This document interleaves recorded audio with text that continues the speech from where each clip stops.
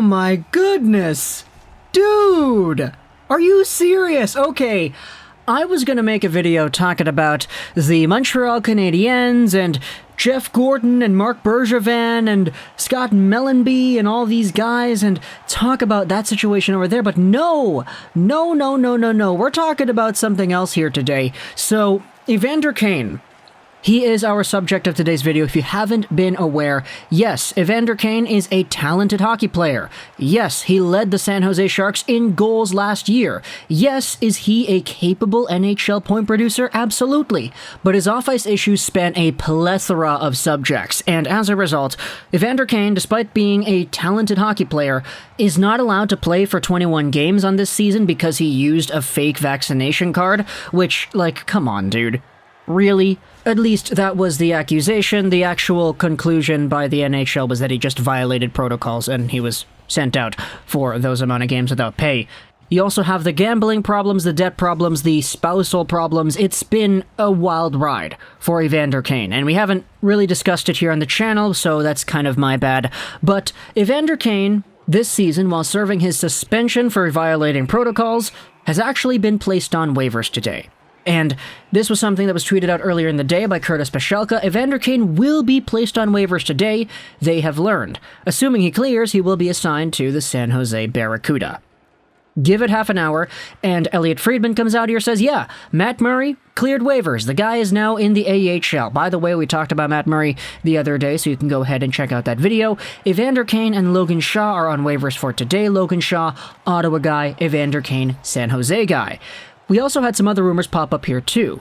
This article by Larry Brooks in the New York Post goes over how one NHL team is interested in Evander Kane and trading for the guy after his suspension is up. There is credible chatter reaching Slapshots that an Eastern Conference team has shown considerable interest in dealing for Evander Kane. The winger, who on November 30th is due to come off his 21-game suspension for violating protocols, and no, it is not the Rangers. Now, there isn't any indication from Brooks as to which team that is, but apparently there's one team out there that at the very least is interested in acquiring this player.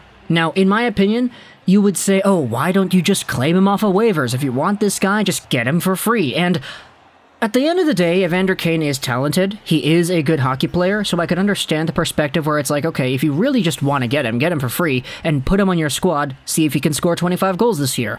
But waivers is super important in the context of acquiring new players because if a player passes through waivers and then you make a trade for that guy is waiver exempt for, I believe it's like a month or something like that, or until he plays a certain amount of games in the NHL. So if you're dealing for smaller guys that are on waivers already that aren't of the status of an Evander Kane, you see this happen a lot where players who go through waivers and who clear are actually acquired in trades later on in the week. It happens with Toronto quite a lot too, so yeah, there's an example right there. But Evander Kane, he is good enough, I think, to the point where you could say, yeah, I mean, why not try this guy out for free? But the problem is he's making $7 million. He's got a modified no-trade clause until 24-25. And normally, for the type of player he is, that would be fine, you know, 49 points in 56 games played last season, 20 goals on the year too, he scored 30 back in 2018-19, but it's the off-ice baggage that really does limit what an NHL team could think about doing with an Evander Kane-like player. Because this guy has been very documented towards needing some sort of assistance, and whether that's a gambling counselor, I don't know if that exists, or a therapist or whatever, I'm really speaking out of my realm here, so I apologize. There's a reason why San Jose Sharks fans have been somewhat happy to see this result go down, where he is on waivers and he's no longer going to be around the organization. However, we had ourselves this tweet from Rick Dhaliwal that kind of had everything put into a different perspective. Evander Kane will be put on waivers today. The Sharks are willing to eat half his salary in a trade. A trade is being worked on. Kane recently hired new agent Dan Milstein of Gold Star Hockey, who is reaching out to teams including Vancouver. Now, to me, when I saw this tweet, I was like, okay, look, this tweet is not specifically saying Kane to Vancouver, Kane to Vancouver, Kane to Vancouver. There are so many other teams that you could say could make a trade for this guy, but for Vancouver, this is the kind of thing that I think would really be shooting yourself in the foot with if you are a Vancouver Canucks fan. Not if you're Jim Benning. If you're Jim Benning, you're trying to go out there trying to save your job. You know that your time is almost pretty much coming to an end here. So, for Jim Benning, I would not be surprised if the guy goes out there and makes one last hoorah with a first-round pick and all this other stuff to get an Evander Kane at 50% salary retained. It would really make sense if it was Jim Benning. But, as a Canucks fan, dude, as a fan of this team, even if 50% retained, whatever, $3.5 million on the cap is a pretty significant amount of money, and we have seen with other players like the Goodbransons and the Toffolies and all of these guys what money can hold you back from doing. For Evander Kane, in my opinion, even though he is a star player, the Canucks value leadership and they value good locker room presences and they value just good character guys. I'm not saying that Evander Kane is a bad person per se, I'm just saying that the amount of baggage that this guy carries completely contradicts the message that the Vancouver Canucks have tried to build up in that locker room ever since the Lindens to the Naslins to the Sedins to the Bows. This year, it's being challenged to heck. With all the stuff going on with the young guys, Petey and Besser and Miller and Horvat, the last thing this locker room needs is Evander Kane. I get it, he's from Vancouver, I get it, he's talented, I get it, he could probably come to the Canucks and maybe score 15 goals. Notice how I said 25 goals in this season, but if I talk about Vancouver, all of a sudden it's down to 15, because this team is already pretty bad.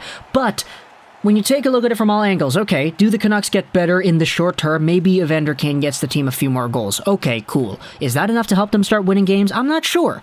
Secondly, from the perspective of the broken Canucks locker room, is this something, the type of personality that the Canucks could benefit from acquiring at this stage of their careers? No, absolutely not. Thirdly, what kind of trade is going to go down where the San Jose Sharks are going to be willing to get rid of this guy? Unless it's like one of those Shane Gostisbehere, okay, here, we'll give you Shane Gostisbehere and draft picks for future considerations, Arizona. Like, I don't really see a trade like this actually going through. For Evander Kane, despite all the stuff going on off the ice, he still is talented, and there should be a price tag on that. So for Vancouver to be a team that's even mentioned as a potential destination, for me, it's like, yo, I don't really think this is the right move at all. Like, the Canucks are now last in the Pacific. Seattle passed them, you know? What's one player gonna do? One player's not going to go out there and change this team's playoff success story this season. In fact, it's probably going to hold the team back more than if they hadn't traded for this guy, because if Evander Kane comes here, let's say he wins the team 3-4 more games. At best, 3-4 more games, and like, the Canucks get an extra 8 points on the season. Do you know how many draft lottery spots you're going to drop with 8 points acquired than had you not gotten those 8 points? The Vancouver Canucks could be shooting themselves in the foot morale-wise and draft pick-wise with a move like this, in my opinion. Of course, if you disagree, let me know in the comments why that is, but this is one of those things where Jim Benning, you know, we know he should be desperate to try to save his job, even though it's probably not going to happen. You know what Jim Benning does when he evaluates players? He just thinks about things through his own lens, you know? Analytics are like supplements, they're vitamins. They don't make your argument, they improve your argument. And for a guy like Kane, it's kind of strange because the analytics and everything are super good, but there still is that behind-the-back argument that says, okay, but character. Jim Benning very much values character, and man, I kind of just defeated my own argument there, didn't I? Wow, I suck, eh? I guess what I'm trying to say here is, if the Canucks do trade for Evander Kane, or if they try to do it, I wouldn't be surprised because Benning being desperate could lead to some Benning-like decisions, but I also would not be surprised if they did not make the trade, because character is important in that locker room.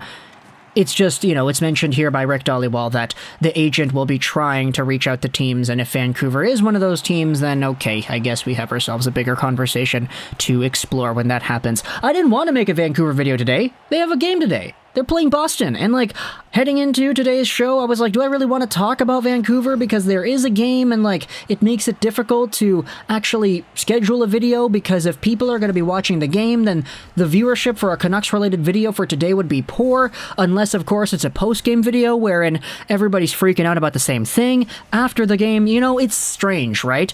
So, this one I kind of just completely pulled off the top rope, and we're talking about it here today. Let me know in the comments what do you think about Evander Kane and the Vancouver Canucks. San Jose fans, what do you think about him going on waivers, and what is it that you would want for this guy in a trade? Let me know in the comments all your thoughts. I hope you enjoyed. This was Josh Rolson 99, and bye.